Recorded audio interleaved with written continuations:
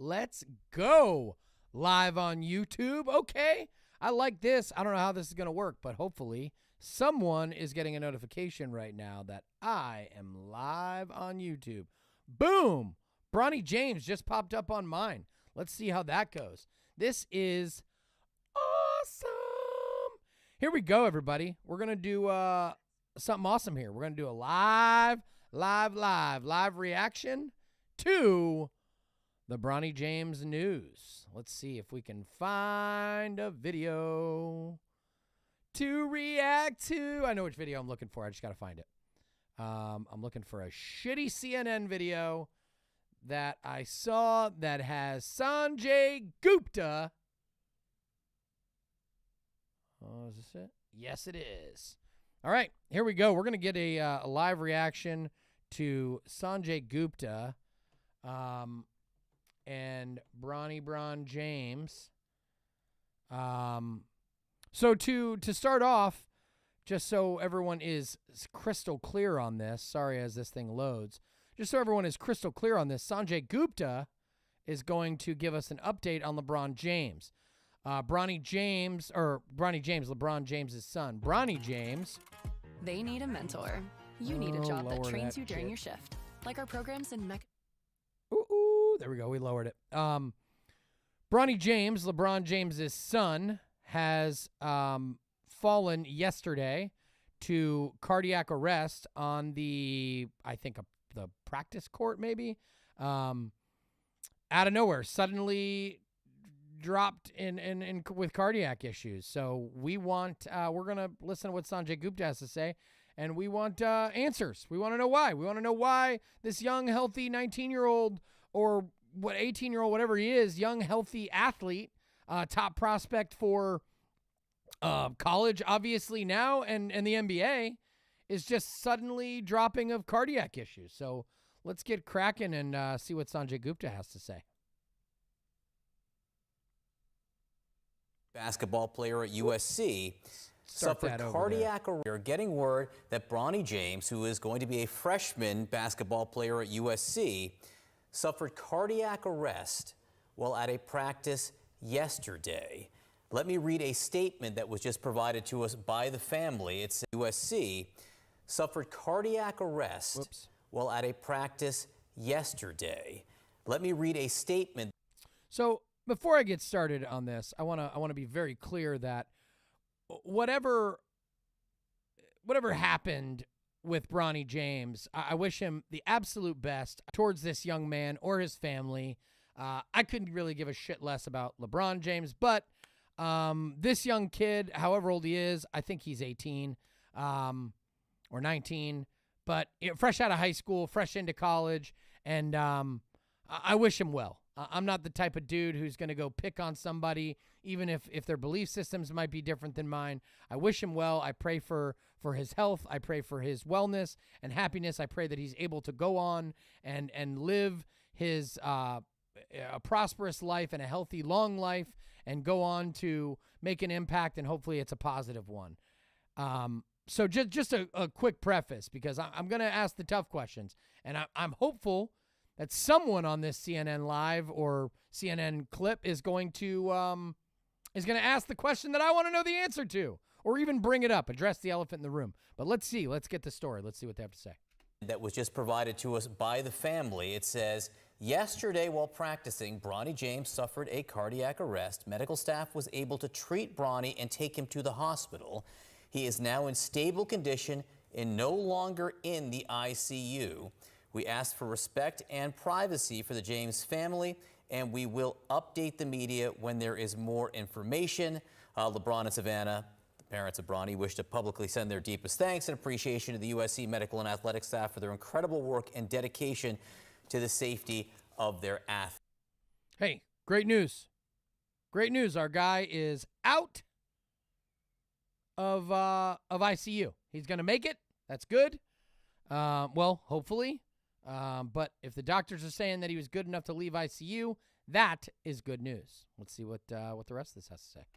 So cardiac arrest while at a practice yesterday. Importantly and crucially, before we have any more discussion, resting comfortably, no longer in the ICU. Let's get right to CNN Chief Medical Correspondent Dr. Sanjay Gupta. Sanjay, you've now seen the statement. Andy Scholes, I'm told, is with us as well. Sanjay, you've now seen this statement. Give us a sense of what you see here, what this means to you. Well, so he's 18 years old. Sounds like he had this sudden cardiac arrest. There was a very fast, it sounds like, resuscitation. Sudden cardiac arrest. Sound familiar? Sudden. Died suddenly. They call it all sudden, but yet no one's asking the question, why is this suddenly happening to so many young athletes and young healthy people, not only athletes? Why? Taken to the hospital, but as you point out, given the fact that he was in the intensive care unit but was then able to leave the intensive care unit and is on a general care floor, that is obviously the most important sort of headline there. Obviously, the cardiac arrest, what exactly triggered that, what caused that, that's what the doctors are going to be sort of investigating over the next several days. This is rare.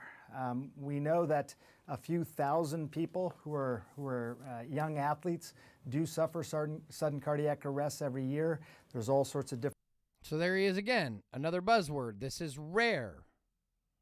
This is rare that Bronny James and young athletes are suffering from cardiac arrest on a basketball court. No shit, it's rare, Sanjay Gupta. And for everyone, we need to understand that this is rare. So why is this rare shit happening again? Why is it suddenly happening? I'm certain Sanjay Gupta is not going to ask or address the elephant in the room. Different reasons that can happen, electrical abnormalities of the heart. We know, for example, with Damar Hamlin, it was related to something known as cordis commotio, which is a blow to the chest wall. No, it wasn't. You know what? Maybe someone Ian's on here, it looks like. Maybe someone can correct me if I'm wrong. I think the doctors said that wasn't the case. Line from Damar Hamlin to Bronny James.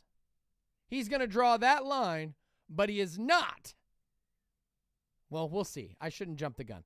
Let's see. Maybe he's going to ask the question.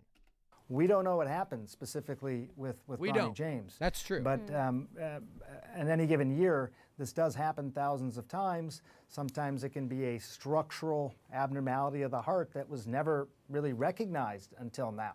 Wasn't recognized until someone actually first has a problem with it. It could be an electrical problem with the heart. Again, that was unrecognized till now. So we'll get more of those details, but again, the most important thing, thankfully, is that he appears to have been resuscitated successfully, and in terms of how doctors are looking at him now, they think that he is stable enough to not need intensive care at this point, which is also good news. Okay, that is great news. I'm super thankful that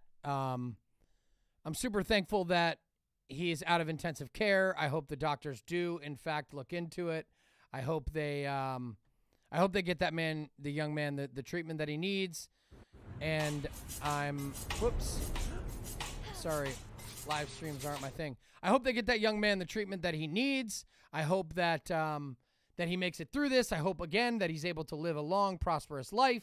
But I have questions, okay? And again, I want to restate nothing but respect and love for this young man. I hope he is able to bounce back from this, and I hope he again lives a long, healthy, and prosperous life. But I want to know what his vaccination status is, okay? And I know it's inappropriate, okay? But I find it super ironic that for 2 straight years, my vaccination status and people like me's vaccination status was the talk of the town, and it was appropriate for everyone, strangers.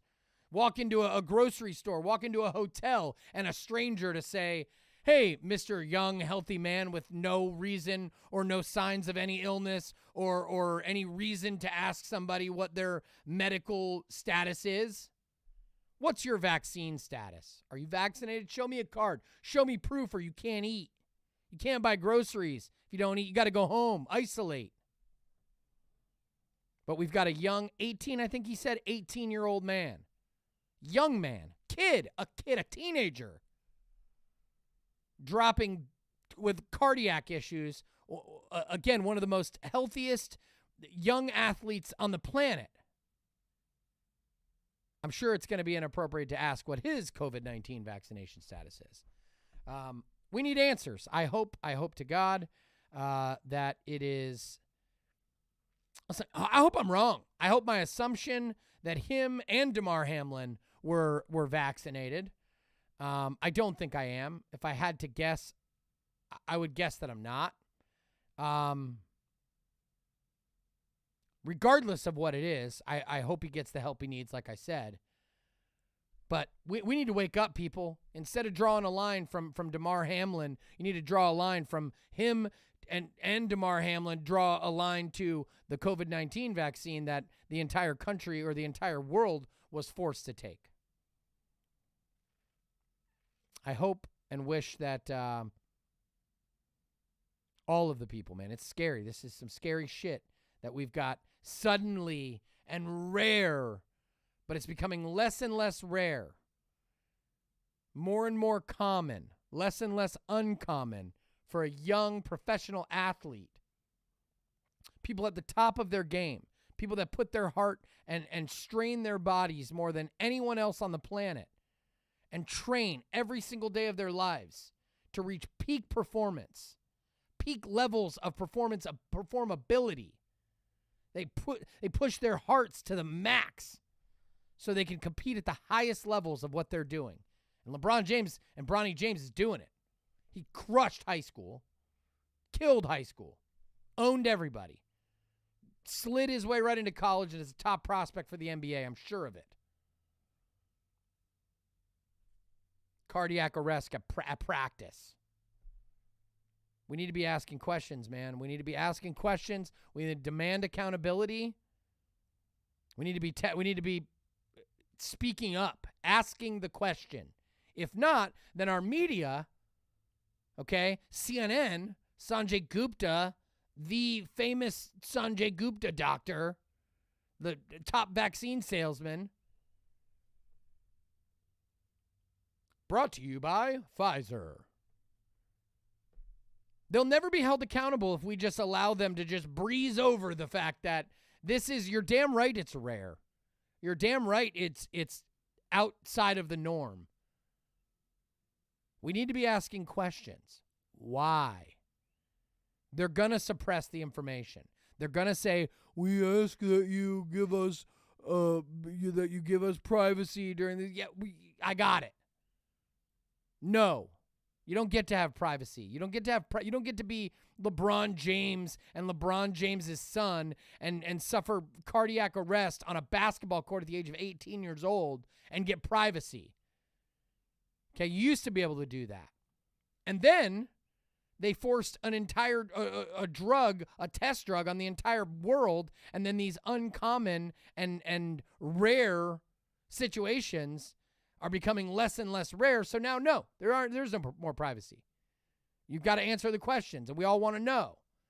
And if you remain private about what happened, like they did with Damar Hamlin, who really knows what happened with Damar Hamlin?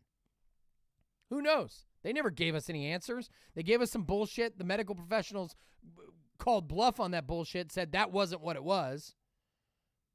Sanjay Gupta gets on TV, says that is what it was, and we ghost, and it disappears. Now it's all gone. No more privacy, okay? If you suffer cardiac arrest when you're a young, healthy individual, we want to know why. Hopefully it was something that is curable and had nothing to do with this. Hopefully I'm wrong on that. But we'll never know if I'm wrong if we don't demand answers. Just like LeBron James or Damar Hamlin. Just like the comedians that are dropping like flies. Just like the reporters that are falling out on national television. Just like the soccer players that are falling out on the world stage. Just like Damar Hamlin. Just like Bronny James. We need answers, folks. We need answers. We have to demand answers. We need to ask the hard questions. And it's uncomfortable, but guess what? Who cares? Who cares if it's uncomfortable? Got to get uncomfortable. Get comfortable being uncomfortable is what we need to do as a society. As more and more of these restrictions and more rights are infringed on both sides. I'm talking to both of you. I'm talking to Democrats. I'm talking to Republicans. All of you. Get comfortable being uncomfortable, because we can all agree on one thing. The Democrats say that the right are trying to take their rights, and the Republicans are saying that the left is trying to take their rights. I got news for you. You're right. Both of you. We can come together on that. We can come together on that.